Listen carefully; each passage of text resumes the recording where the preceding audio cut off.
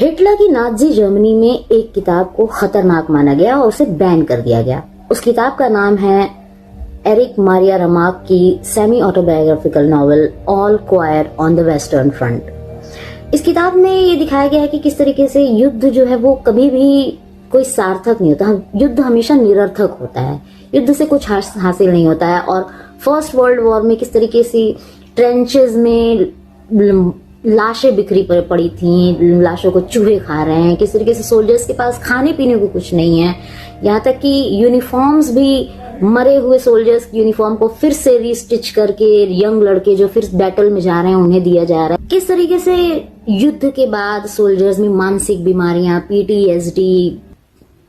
और मतलब वो अपनी सिविल लाइफ से किस तरीके से डिटैच हो जाते हैं, तो तमाम तरीके की जो विभीषिका युद्ध लेकर आता है उसका चित्रण किया गया था। और क्योंकि नाजी जर्मनी में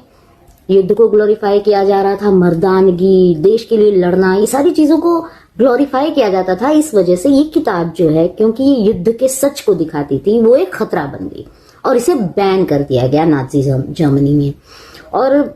जब भी कोई अथॉरिटेरियन गवर्नमेंट होती है और उस अथॉरिटेरियन गवर्नमेंट में अगर आप प्रेम की, सौहार्द की, सबकी बातें करते हैं तो आप ऑटोमेटिकली रेजिम के लिए खतरा बन जाते हैं, क्योंकि युद्ध, लड़ाई झगड़ा, मार काट, इन्हीं सब पे तो ये लोग अपनी राजनीतिक रोटी सेकते हैं। तो अगर आप प्रेम की बात करेंगे, शांति की बात करेंगे तो आप खतरा तो हो ही जाते हैं। बहुत ही मार्मिक चित्रण इस किताब में है और ये किताब एक मस्ट रीड है, सबको पढ़नी चाहिए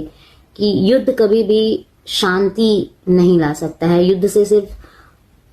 आम लोगों का नुकसान ही होता है। और एक औरत होने के नाते मैं कभी भी लड़ाई के पक्ष में नहीं बोल सकती हूँ, क्योंकि वॉर्स में सबसे ज्यादा नुकसान औरतों और बच्चों का होता है।